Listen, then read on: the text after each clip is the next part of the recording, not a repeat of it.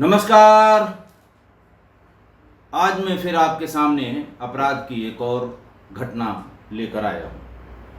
आज की घटना दक्षिण के राज्य तमिलनाडु से संबंधित है।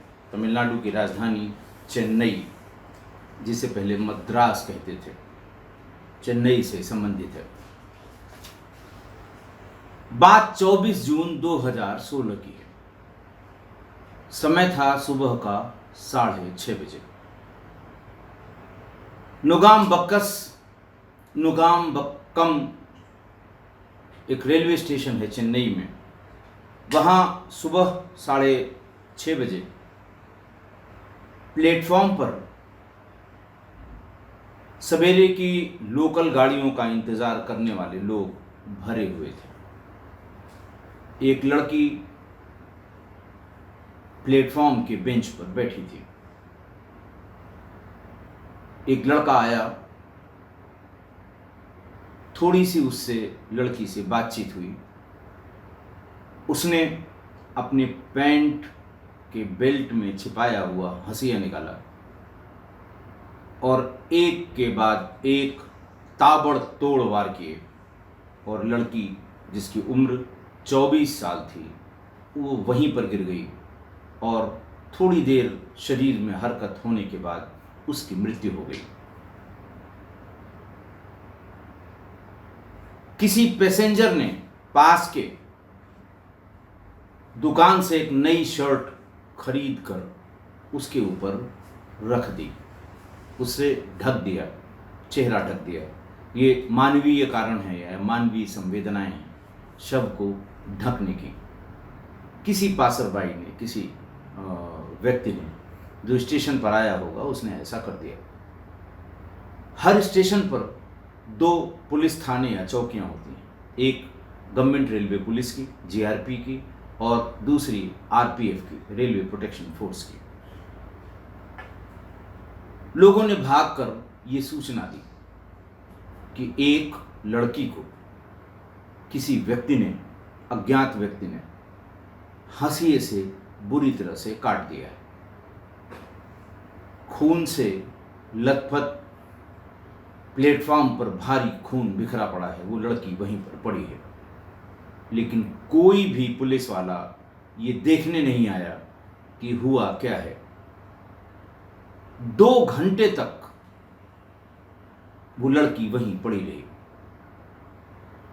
प्लेटफॉर्म था, कहीं जाने वाले आते थे, ट्रेन पकड़ते चले जाते थे, कहीं से ट्रेन आती थी, उतरते थे, अपने काम में चले जाते थे। सुबह का समय था और ज़्यादातर लोग जो कामकाज के सिलसिले में, पढ़ाई के सिलसिले में, जिनका टारगेट 9 बजे तक अपने गंतव्य तक पहुंचने के लिए होता है, उन्हीं की भीड़ सुबह 6 से और 7 के बीच उस प्लेटफॉर्म पर रहा करती थी।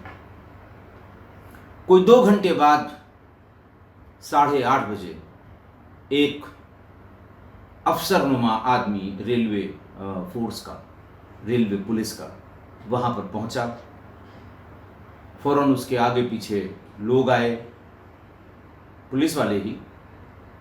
उसका पंचायतनामा किया, बॉडी सील की, पोस्टमार्टम के लिए गवर्नमेंट हॉस्पिटल भेज दिया।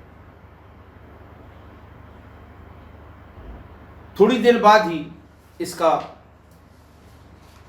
लड़की का पता लग गया। इसलिए लग गया कि वो कम्यूटर थी, डेली कम्यूटर थी, आती जाती थी, और जो साथ के लोग हैं लगभग सभी ने देखा था। किसी जानने वाले ने पुलिस को ये बताया कि इसका नाम एस स्वाति है और ये सॉफ्टवेयर इंजीनियर है इन्फोसिस में।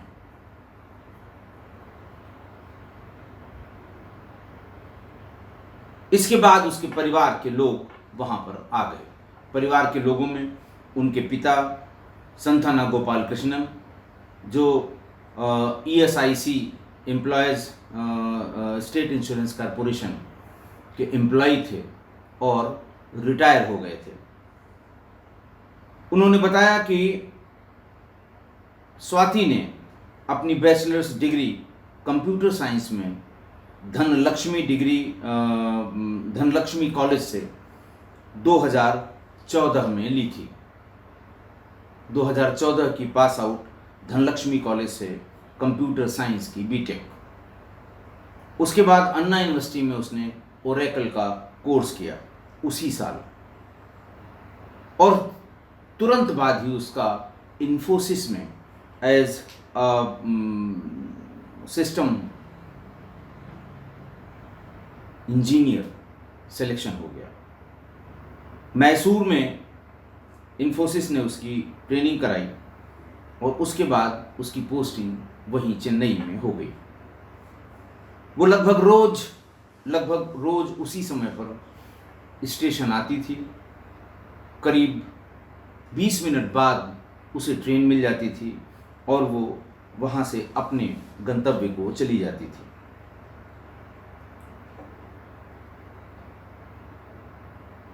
इस घटना के 10 मिनट पहले स्वाति के पिता गोपाल कृष्णन उसे अपने दुपहिया वाहन से स्टेशन पर छोड़ गए थे। महिंद्रा वर्ल्ड सिटी में इन्फोसिस का ऑफिस था और वो प्रतिदिन ट्रेन पकड़कर महिंद्रा इन्फोसिस की तरफ जाती थी।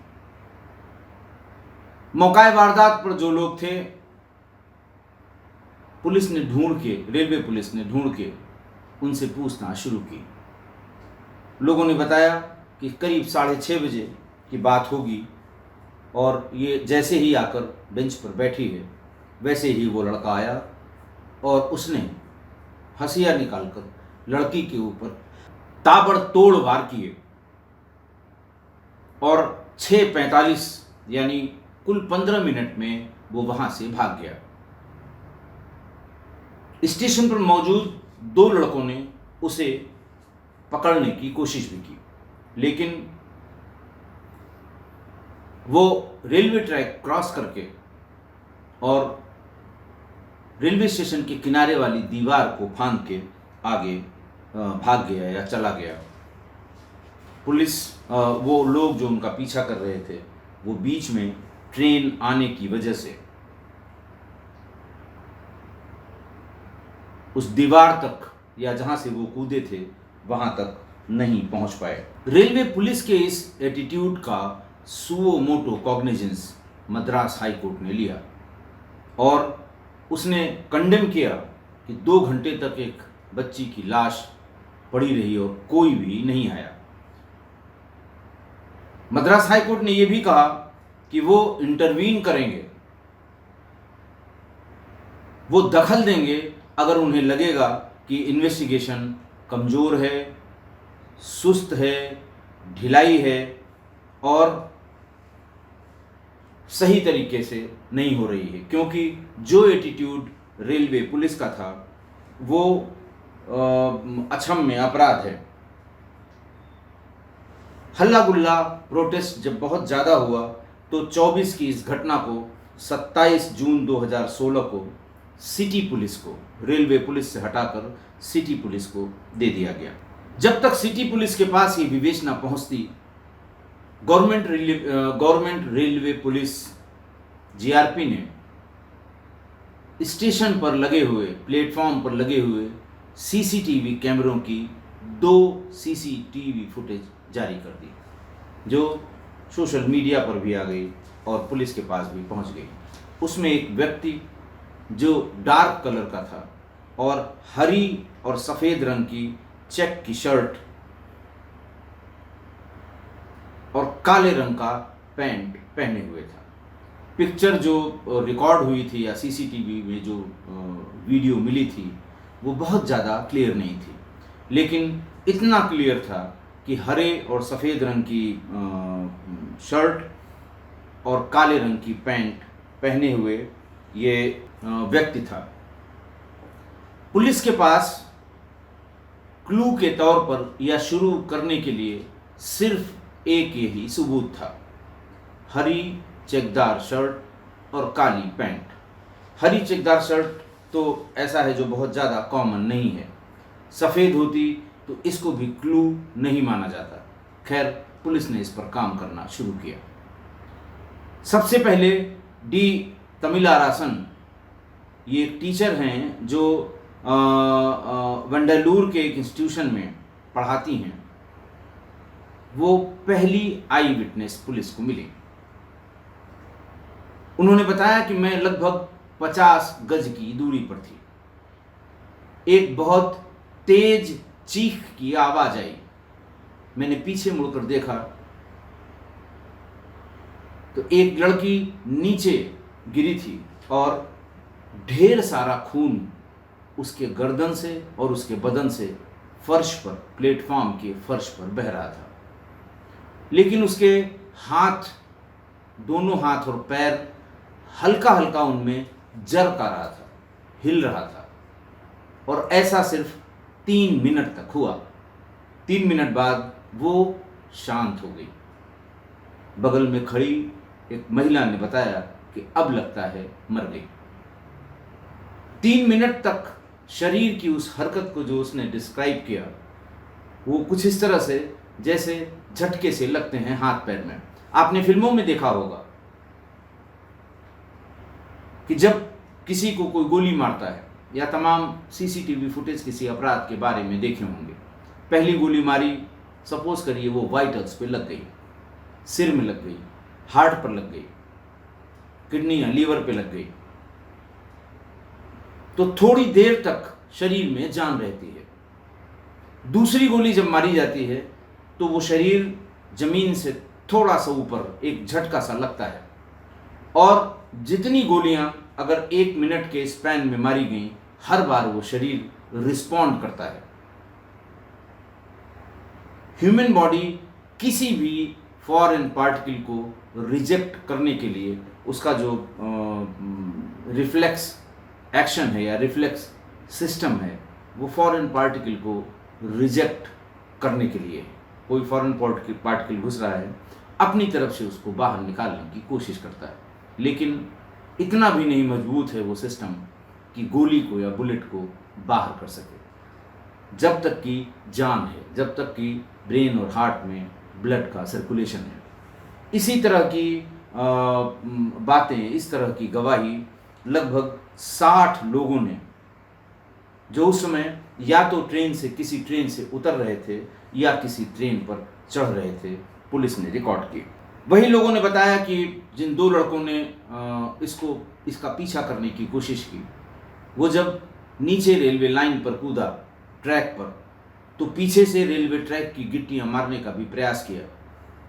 लेकिन जब तक वो अगले प्लेटफॉर्म पे चढ़ता और उसके बाद के ट्रैक पर पहुंचता, तब तक इन दोनों और उस अपराधी के बीच में एक रेलगाड़ी आ गई, एक ट्रेन आ गई। और उसके बाद जब वो ट्रेन चली गई, तभी लोगों ने पूछताछ की तो सामने की तरफ दीवार को फांद कर वो दूसरी तरफ निकल गया। जो गाड़ी उस समय आई थी, उसकी सब ट्रेन की लोकेशंस बाद में इन्वेस्टिगेशन में लाई गई।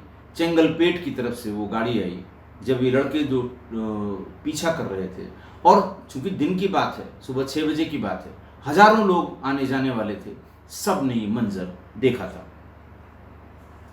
और तमिला रासन का जो ये आई विटनेस अकाउंट था, ये पहला और सबसे इम्पोर्टेंट आई विटनेस अकाउंट उसका रहा होगा। बाकी और जो पैसेंजर्स उस एग्जैक्टली टाइम पर आए गए, अगले दिन और उसके अगले दिन, पुलिस ने, चूंकि कोई क्लू पुलिस के पास नहीं था, उन सब से बातचीत पुलिस ने की, उनसे पूछताछ की। ये घटना प्लेटफॉर्म नंबर 2 की थी और सभी लोगों ने लगभग वही बात बताई। कोई 50 गज की दूरी से देख रहा था, कोई 25 गज की दूरी से देख रहा था, और इसी बीच उनकी ट्रेन आ जाती थी, वो चढ़ के चले जाते थे। दूसरी ट्रेन जो आती थी, जिसमें लोग इस प्लेटफॉर्म पे उतरते थे, थोड़ी दूर जाकर देखने का प्रयास करते थे, उधर मुँह करके चले जाते थे। लगभग सभी लोगों ने टाइमिंग वही बताई, 6:30 बजे, शरीर की हरकत 3 मिनट तक, और 6:45 पर उस एसेलेंट का, उसका भाग जाना। शरीर पर वही हरे रंग की चेकदार हरे सफ़ेद चेक की शर्ट और काले रंग की पैंट। बात करते करते जो रोज के कम्यूटर थे,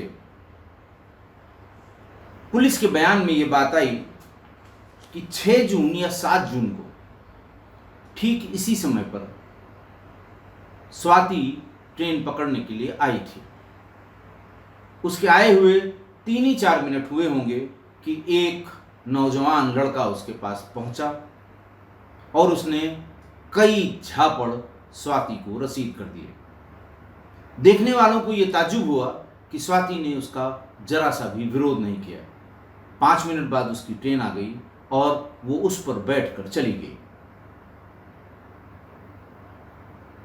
जो लोग उसके साथ उस डिब्बे में अक्सर सफ़र किया करते थे जाते समय, उनके लिए ये बहुत ताज्जुब की बात थी। शक्ल से पहचानते थे, ये जानते थे किस स्टेशन पर उतरेगी।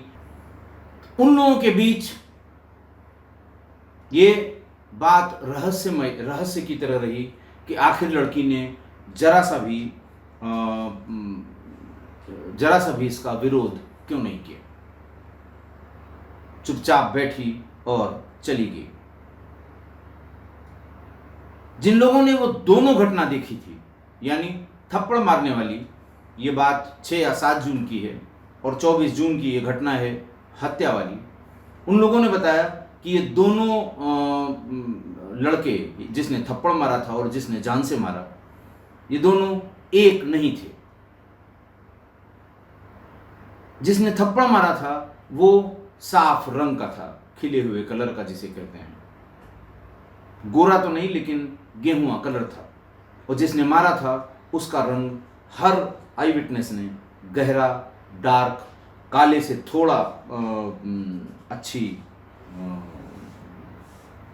अच्छा कलर जिसे कहते हैं, काले और गेहुआ के बीच का कलर था।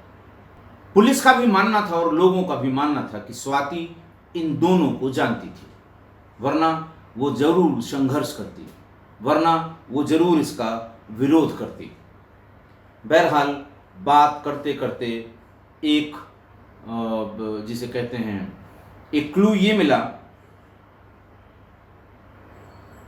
कि स्वाति के साथ इन्फोसिस में काम करने वाला लड़का मोहम्मद बिलाल, उसने ये बताया कि स्वाति पिछले 2 महीने से अक्सर एक लड़के का जिक्र करती थी जो उसका पीछा करता था। ट्रेन के कंपार्टमेंट में भी पीछा करता था, घर से आते समय रेलवे स्टेशन तक पीछा करता था और कभी कभी ट्रेन से उतरने के बाद इन्फोसिस के उस ऑफिस तक भी उसका पीछा करता था। पुलिस को थोड़ा सा उम्मीद लगी कि हो सकता है हमें आगे बढ़ने का कोई रास्ता मिल जाए। बिलाल ने यह बताया कि करीब 16 जून को जब वो ऑफिस में आई तो थोड़ी घबराई हुई थी। उसने ये बताया कि वही लड़का नगमबक्कम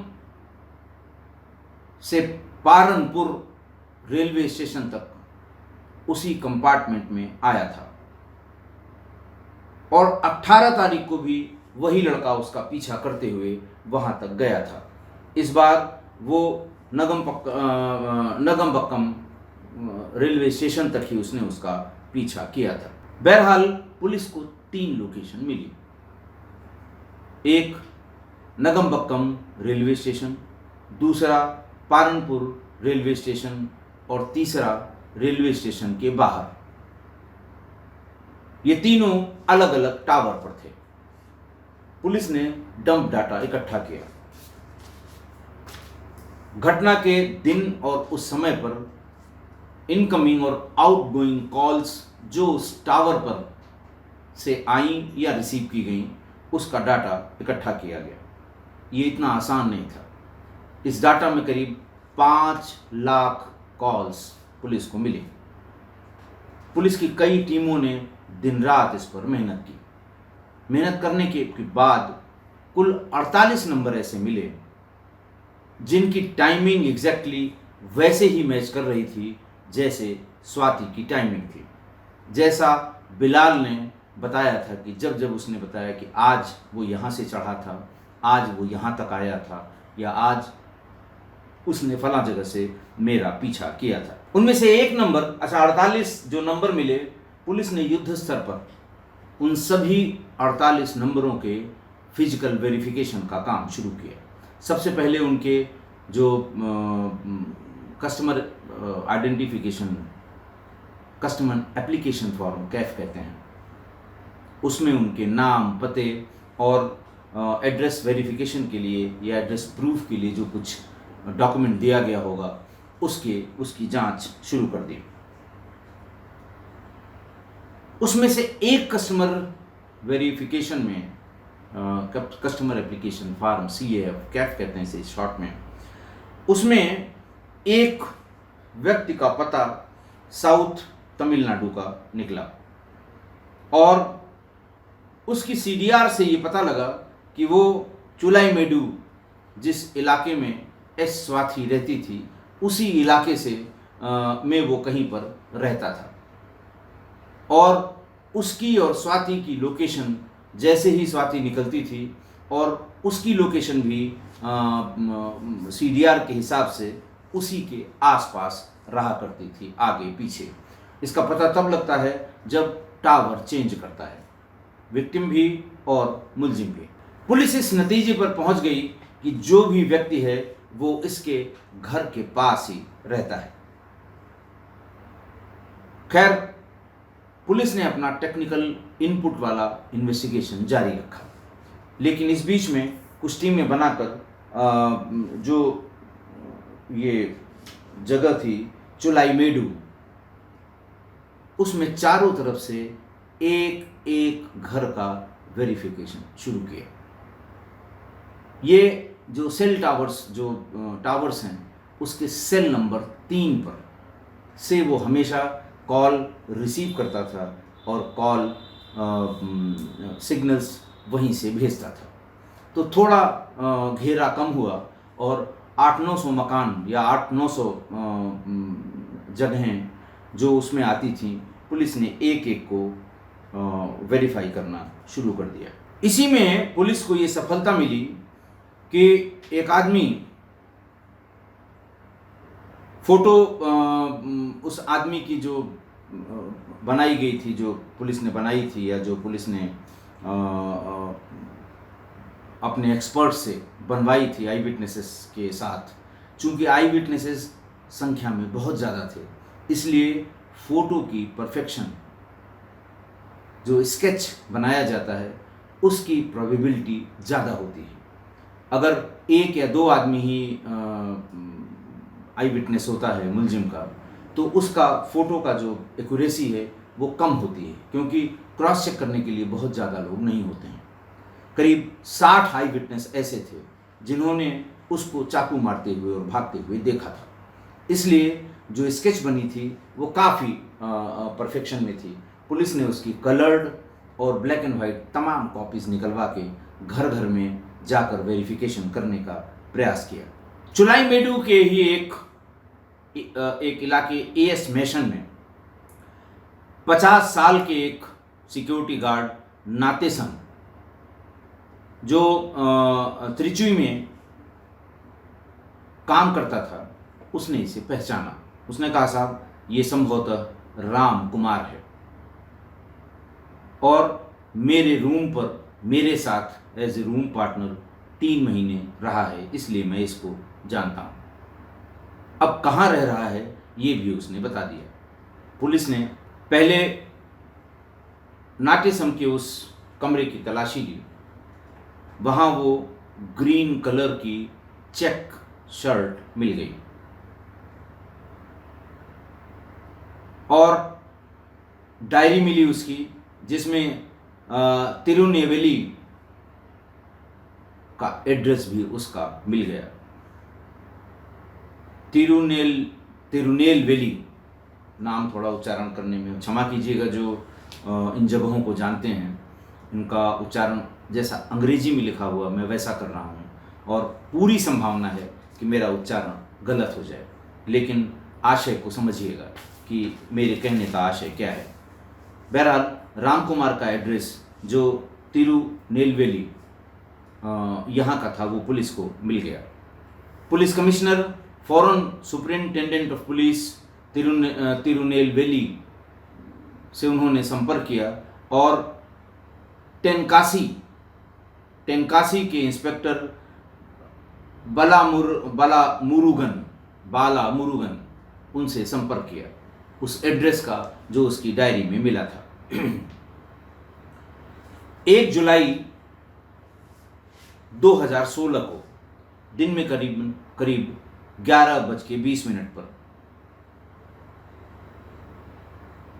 बाला मुरुगन जो इंस्पेक्टर थे तेनकासी जो मोहल्ले जो थाने का नाम है, वो तमाम अपने अधिकारियों के साथ मीनाक्षीपुरम के उस मकान पर पहुंचे जिसका पता डायरी से मिला था, राम कुमार की डायरी से।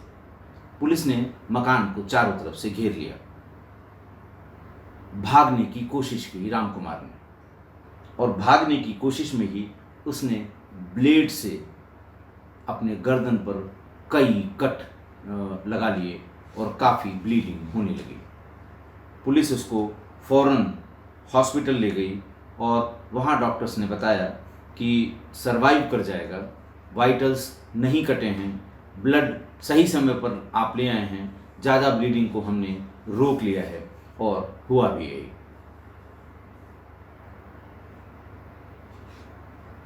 राम कुमार जब भागा था उसने वहीं से अपनी स्टोरी बतानी शुरू की कि वहाँ से वो सौराष्ट्र नगर 8th स्ट्रीट आया था, अपना कपड़ा चेंज किया था और वहाँ से बस पर कोयम्बेडु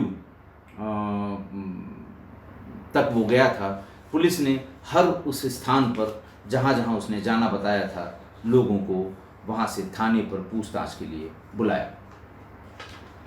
पुलिस ने राम कुमार ने अपनी जीवनी जिसे कहते हैं वो कैसे बताया होगा आप समझ सकते हैं। बिना वो श्रेणीबद्ध पूछताछ के कोई बताता नहीं है।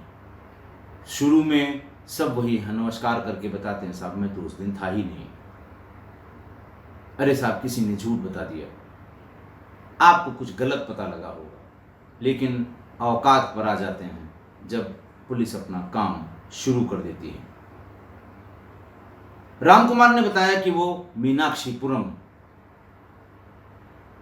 की ही उसकी पैदाइश है, जो तिरुनेलवेली जिले का एक छोटा सा गांव है तमिलनाडु में। उसके पिता BSNL में एक एम्प्लॉय थे, परमाशिवम उनका नाम था, वो भी रिटायर हो चुके। राम कुमार ने 2011 में अपनी स्कूलिंग ख़त्म करने के बाद 2015 में मैकेनिकल इंजीनियरिंग में B.Tech की डिग्री ली। उसके बाद वो भटकने लगा नौकरी के लिए, लेकिन उसे नौकरी नहीं मिली। इस बीच में वो फेसबुक पर और तमाम सोशल मीडिया साइट्स पर बहुत ज़्यादा रहने लगा, और इसी बीच में उसकी फेसबुक फ्रेंडशिप एस स्वाति से हो गई। एक दूसरे का नंबर आदान प्रदान किया गया। उसने बताया कि वो फेसबुक के माध्यम से वो अपना स्टेटस अपडेट किया करती थी। घर से निकलने पर, ऑफिस पहुंचने पर, ऑफिस के छोटे मोटे फंक्शंस का, किसी प्राइवेट फंक्शन में जाने पर वो फ़ौरन उसका फेसबुक अपडेट किया करती थी फेसबुक पर, और उसका ये पीछा करने लगा। फेसबुक अपडेशन की जानकारी करते करते उसे लगभग वो सारी जगहों की जानकारी हो गई जहां स्वाति जाया करती थी। उसने कोशिश की कि वो फिल्म इंडस्ट्री में काम करना शुरू कर दे ताकि वो स्वाति के और नज़दीक आ जाए। जहां स्वाति का ऑफिस था, हॉलीवुड वहां से बहुत दूर नहीं था। लोगों ने बताया कि अकेला रहने वाला, और किसी ने तो ये भी कहा कि आदमी फ्रेंडलेस था, इसका कोई दोस्त हो ही नहीं सकता। धीरे धीरे वो उसका एक तरफा प्यार कह लें या उसका एक तरफा प्रयास कह लें, वो बहुत जिसको ये कहते हैं कि सिर पर सवार होकर बोलने लगा। पहली बार उसने एक मंदिर में, चूंकि वो उसी का पीछा करता रहता था, तो वहाँ एक मंदिर में पहला उसने बताया कि साहब मैंने उसी मैसन में जहाँ पर ये रहती थी उसी के पास एक छोटा कमरा ले लिया और मैं हर दिन उसकी एक झलक पाने के लिए उसके ऑफिस जाने और उसके ऑफिस आने के समय हमेशा मौजूद रहता था और मैंने हर दिन जाने और आने की उसकी मोबाइल में दूर से तमाम फोटोग्राफ्स भी खींच रखी थी। सबसे पहले उसने उस मंदिर में जहाँ ये जाया करती थी, उस मंदिर में जिसका नाम पेरुमल टेम्पल था, निकलते समय इसने रास्ते में रोककर अपने प्यार का इजहार किया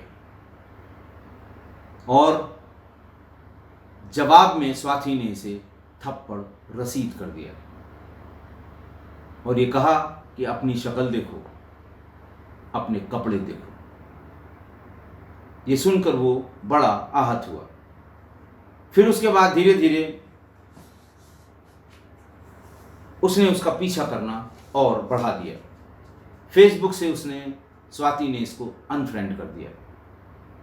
ये दूसरी आईडी से उससे संपर्क करने की कोशिश करने लगा। वो बराबर इसके शक्ल और इसके कपड़ों पर इसे ताने देती रही और ये कहती रही कि तुम बेकार में मेरा पीछा कर रहे हो, कुछ नहीं हो सकता इसमें, मैं तुम्हारी तरफ देख भी नहीं सकती। एक बार उसने ही बताया ये कि एक बार वो एक छोटे से ठेले पर इडियप्पम चुलियामेडू में ही इडियप्पम खा रही थी और तभी ये आ गया और उसने वहाँ आकर अपनी बात जोर जोर से कहनी शुरू की। शायद उसके पीछे रीज़न ये था कि वो ये चाहता था कि और लोग भी सुने, लोग नज़दीक आएँ और उसकी बात को सुने, लेकिन तब फिर स्वाति ने उसे 2-3 थप्पड़ जड़ दिए। इसी बीच में आसपास के लोग इकट्ठा हो गए और फिर ये वहाँ से भाग गया। उसी दिन से स्वाति ने स्टेशन जाने के लिए और स्टेशन से घर आने के लिए अपने पिता गोपाल कृष्णन की सहायता लेनी शुरू की, क्योंकि वो पीछा करने से परेशान हो गई थी। बहरहाल सारे एविडेंस पुलिस को मिल गए, चार्जशीट सबमिट हो गई और इसी बीच 18 सितंबर 2016 को राम कुमार की जेल के भीतर डेथ हो गई, मृत्यु हो गई। पुलिस ने उसका ये कारण बताया कि इसने बिजली के एक नंगे तार को चबा लिया और जिसकी वजह से इसकी मृत्यु हो गई।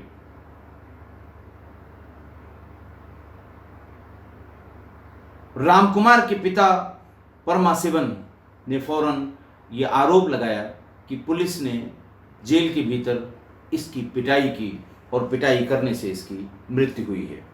उन्होंने स्टेट ह्यूमन राइट कमीशन जो तमिलनाडु का है वहाँ भी एक एप्लीकेशन दी कि इसकी अच्छी तरह से जांच की जाए कि इसकी मृत्यु किस तरह से हुई है और बराबर वो आरोप लगाता रहा कि पुलिस ने अपनी जो कहानी गढ़ी थी, मेरे बेटे ने किसी तरह का कोई किसी की हत्या नहीं की है, पुलिस ने यह कहानी गढ़ के उसे जेल भिजवा दिया है। अपने इस पाप को छिपाने के लिए पुलिस ने जेल के भीतर पीट कर इसकी हत्या कर दी। बहरहाल चूंकि बहुत हल्ला गुल्ला हुआ तो पैनल के डॉक्टर्स, वैसे भी जेल के भीतर देखिए, जेल के भीतर कोई कैदी जुडिशियल कस्टडी में होता है। अगर किसी की भी अननेचुरल डेथ जेल के भीतर होती है तो उसकी जुडिशियल इंक्वायरी होती है। जिस जिले के क्षेत्र में, अधिकार क्षेत्र में ये जेल होता है और जिस अदालत के से ये सज़ा दी जाती है, डिस्ट्रिक्ट कोर्ट ही होगा, वहाँ डिस्ट्रिक्ट जज एक मजिस्ट्रेट, जुडिशियल मजिस्ट्रेट नियुक्त करता है जो किसी भी कैदी की अननेचुरल डेथ की जुडिशियल इंक्वायरी करता है।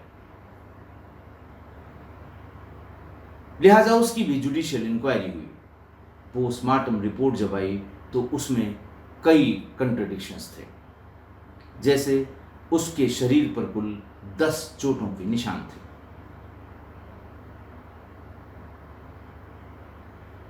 चूंकि मजिस्ट्रियल इंक्वायरी थी उसमें हिस्टोपैथोलॉजी के एक्सपर्ट्स को ये कहा गया कि जो चोट हैं वो कैसी आई हैं, और अगर उसने मुंह से बिजली के नंगे तार को छुआ है तो उसका क्या क्या और कैसा कैसा असर होना चाहिए।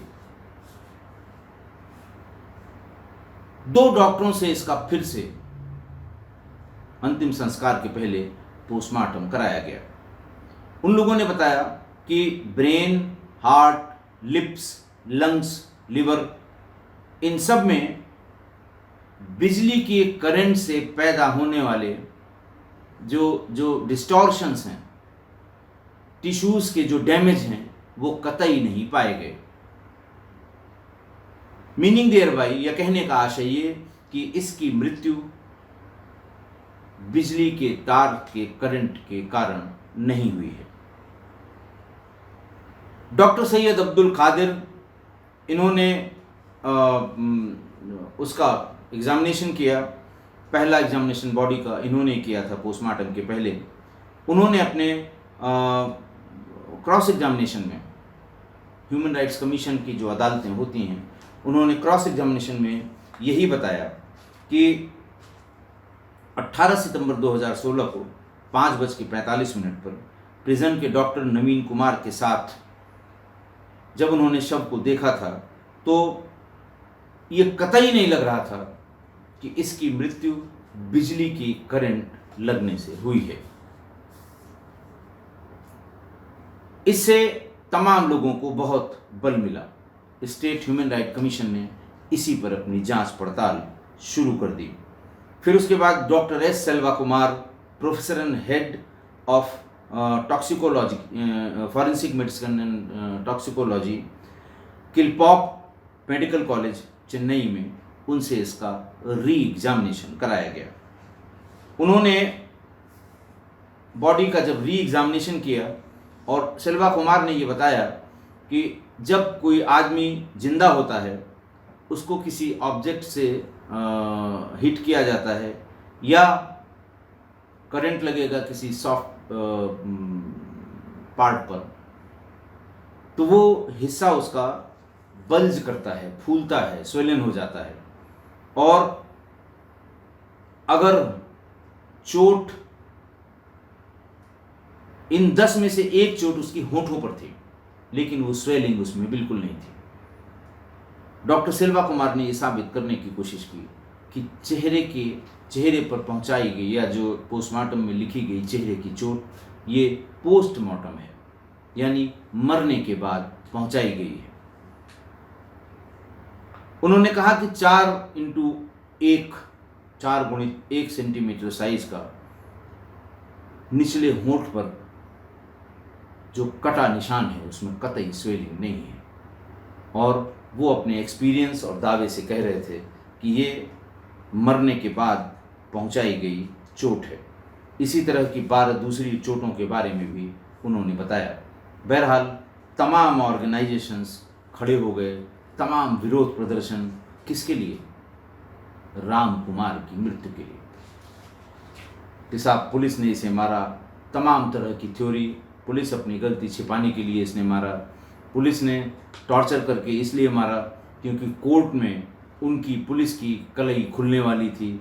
इस तरह की अखबारी रिपोर्ट, इस तरह के तमाम पोस्टमार्टम करने वाले या मेडिकल एग्जामिनेशन करने वालों के बयान अखबारों में छपते रहे। National secretary for people's union for civil liberties, बहुत फेमस ऑर्गेनाइजेशन है PUCL, इसके जो नेशनल सेक्रेटरी थे S बालामुरुगन, उन्होंने भी ये डिमांड की कि साहब इसके मृत्यु की ठीक तरह से जांच की जाए। साथ साथ उन्होंने ये भी कहा कि अगर ये नहीं है मुलजिम और पुलिस ने अपनी गलती छिपाने के लिए इसे मारा है तो स्वाति के मर्डर की इन्वेस्टिगेशन फिर से की जाए ताकि ये पता लगे कि उसका वास्तविक हत्यारा कौन है। 2017 में SD रमेश सिल्वन, इन्होंने एक फिल्म बनाई, जो डायरेक्टर थे रमेश सिल्वन, स्वाति कोलाई वजाकू, तमिल की ये फिल्म थी। और जैसे ही ये फिल्म का नाम ओपन हुआ, जब वो प्रोमो आने होते हैं, तो चेन्नई साइबर सेल की पुलिस ने हाई कोर्ट को अप्रोच किया और कहा कि साहब इसमें फैक्ट्स को डिस्टॉर्ट करके दिखाया गया है ताकि पुलिस की इमेज खराब हो। ऐसे में पुलिस का काम करना दूभर हो जाएगा। हाई कोर्ट ने इस बात को माना और ये कहा कि ये बिल्कुल सही है कि अगर आप इस तरह की बातें जो आपने प्रोमो में लिखी हैं दिखाएंगे, इससे पुलिस का मोरल डाउन होगा। बहरहाल 2020 में स्वाति कोलाई वजाकू यह टाइटल इस फिल्म का बदला गया और इसका नाम नंगा बकम रखा गया, जो रेलवे स्टेशन का नाम था 2020 में। आज की घटना देखिए, आज की घटना में सबसे खराब बात या सबसे बड़ी बात पुलिस की असंवेदनशीलता है। पुलिस की सारी संवेदनाएं मरी हुई लगी उस समय जब 2 घंटे तक 24 साल की एक इन्फोसिस की सॉफ्टवेयर इंजीनियर का शव हजारों लोगों के आते जाते वहीं पर पड़ा रहा। पास ही में थाना भी होता है और रेलवे पुलिस की चौकी भी होती है। कोई रेलवे स्टेशन ऐसा नहीं है, छोटा बड़ा थाना या छोटी बड़ी चौकी हो सकती है, लेकिन आरपीएफ और गवर्नमेंट या स्टेट की जो रेलवे पुलिस है उसका स्टेशन जरूर होता है। लेकिन किसी ने जरा से भी संवेदनशीलता नहीं दिखाई और 2 घंटे तक, जिसके लिए हाई कोर्ट को इंटरफेयर करना पड़ा था। उसका कारण भी है, मैं अपने एक्सपीरियंस से बताता हूँ कि रेलवे स्टेशन पर होने वाले अपराध या ट्रेन के कंपार्टमेंट में होने वाले अपराध की तरफ पुलिस बहुत ज़्यादा संवेदनशील नहीं होती। कारण उसका ये है कि वहाँ ज़्यादातर 90% वो लोग स्टेशन पर या प्लेटफॉर्म पर आते हैं या आते जाते हैं जिन्हें या तो 10 मिनट बाद एक गाड़ी पकड़ लेनी है या 10 मिनट पहले वो किसी गाड़ी से उतरे हैं। उन्हें प्लेटफॉर्म पर परमानेंट नहीं रहना है। बहुत थोड़े से लोग 10% होंगे जो वहाँ पे चाय वाले होंगे, फेरी वाले होंगे, कुली होंगे, रेलवे के कर्मचारी होंगे। इनको छोड़ के सारी पब्लिक आने जाने वाली होती है। पुलिस के दिमाग में ये रहता है कि न यहाँ कोई धरना होना है, न कोई प्रदर्शन होने वाला है, न अगर ये आइडेंटिफाई भी हो जाए कि वो यहीं का बाशिंदा था या यहीं का रहने वाला था या रहने वाली थी, तो जो कुछ होगा स्टेशन के बाहर होगा और फिर जिले की पुलिस इसको टैकल करेगी। इसलिए इस तरह के संवेदना की जो भावनाएं हैं ये हमेशा रेलवे पुलिस में होती हैं। ये मेरा अपना पर्सनल एक्सपीरियंस भी है। दूसरा, फेसबुक की दोस्ती। बहुत बार मैंने साइबर क्राइम डील करने वाले अपने तमाम एपिसोड्स में बताया है कि सोशल मीडिया की दोस्ती बहुत संभल कर करें, बहुत सावधानी से करें। और लड़का या लड़की अगर अनजान है और काफ़ी बात करने के बाद भी कुछ बहुत खास आपको उनके बारे में नहीं पता लगता, तो दूर हो जाएं, वरना यही अंजाम होगा। इस केस में फेसबुक से दोस्ती हुई। लड़के ने मंदिर पर रोका, कहा, लड़की ने थप्पड़ रसीद कर दिया। फिर रोका और कहा, फिर थप्पड़ रसीद कर दिया। फिर उस खाने पीने की दुकान के सामने जब झगड़ा हुआ तो गाली भी दी स्वाति ने। वहाँ जो आई विटनेसेस हैं बताते हैं बहुत जोर जोर से गालियां भी दी उसने। तो ऐसे में स्वाति को खुद सचेत हो जाना चाहिए था। पता नहीं उसने अपने पिता को ये बात बताई थी कि नहीं बताई थी, लेकिन इतना प्रोटेक्शन पिता से जरूर मांगा था कि मुझे स्टेशन तक छोड़िए और स्टेशन से मुझे ले आइए। शायद इस डर से लड़कियों के साथ यही समस्या है और घर वाले भी लड़कियों को डिस्करेज करते हैं कि अगर उनके साथ कुछ हुआ है तो पुलिस में मत जाओ। कौन थाने पुलिस का चक्कर लगाएगा, कौन अदालतों में जाएगा, शादी होने में बड़ी मुश्किल होगी। ये कह के इन बच्चियों का वो जो अधिकार है प्रोटेस्ट करने का, बताने का, किसी को पनिश करने का, वो छीन लिया जाता है। ऐसा मत होने दीजिए। ना अपराध सहिए, न किसी को सहने दीजिए, चाहे वो आपका हो, चाहे पड़ोस का हो, चाहे आपका जानने वाला हो। तीसरा कारण आप ये समझिए कि ये ह्यूमन राइट्स वाले, मैं कुछ एक भी शब्द इनके विपरीत या टिप्पणी में नहीं कहूँगा, लेकिन पूरे सारे ह्यूमन राइट एक्टिविस्ट, PUCL के हों, चाहे ह्यूमन राइट कमीशन के हों, चाहे तमाम NGOs हैं, ये कंसंट्रेट करते रहे कि जेल में राम कुमार की हत्या क्यों हुई, कैसे हुई, पुलिस ने की तो क्यों की, लेकिन किसी ने भी ये जानने की कोशिश नहीं की कि स्वाति की हत्या क्यों हुई। जितना इन्वेस्टिगेशन 5 साल तक, 21 तक ये डॉक्टरों के बयान अखबारों में छपे हैं, 22 तक छपे हैं, जबकि कोर्ट ने जैसे ही पुलिस ने कहा कि साहब लोन एक्यूज था, ये डेथ हो गई है, केस को बंद कर दिया जाए, कोर्ट ने केस को बंद कर दिया। क्लोजर रिपोर्ट जैसे ही दाखिल हुई, कोर्ट ने भी केस को क्लोज कर दिया। लेकिन ये ह्यूमन राइट्स वालों ने 5 साल तक इसे जिंदा रखा कि साहब वो कैसे मरा।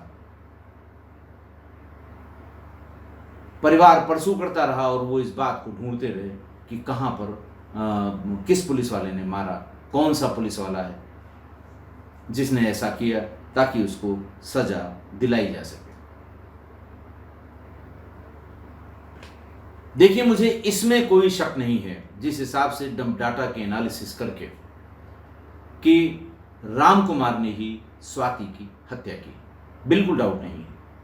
मैं अपने एक्सपीरियंस से बता रहा हूं, बिल्कुल डाउट नहीं है।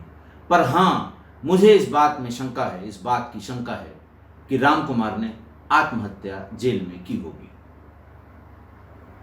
जितने इंडिकेटर्स हैं, पोस्टमार्टम रिपोर्ट से, हिस्टोपैथोलॉजी की रिपोर्ट से, और जितने भी इंडिकेटर्स हैं, उससे यही लगता है कि यह आत्महत्या नहीं होगी। यहां मैं एक बात और बताना चाहता हूं कि ऐसा भी हो सकता है कि जेल का कोई इनमेट या जेल का कोई कर्मचारी, जिसके अपने घर में किसी बहू, बेटी या बच्ची के साथ इस तरह की घटना हुई हो, तो उसने ये काम कर दिया हो बिना किसी की नॉलेज के। मैं इसलिए दावे से कह रहा हूं कि बाराबंकी में बात है 2004 और 2006 के बीच की, 4-5 आत्महत्याएं हुई। मैं एडिशनल SP था वहाँ पर। मैंने अपने तमाम एपिसोड्स में जो बाराबंकी का ड्रग्स का कारोबार है उसके बारे में बताया है, और जेल से कैसे वो चलता है ये कारोबार, ये भी बताया है। इसलिए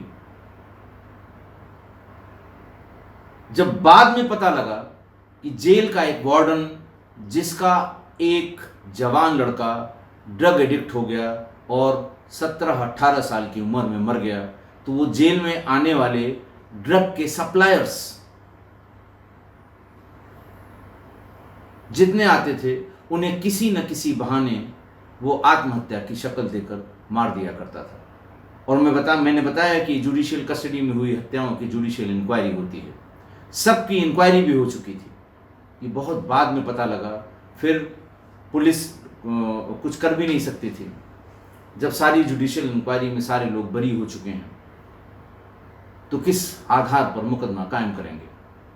सिर्फ इतना हुआ कि वो जेल से हटाकर जेल हेडक्वार्टर पर ट्रांसफर कर दिया गया,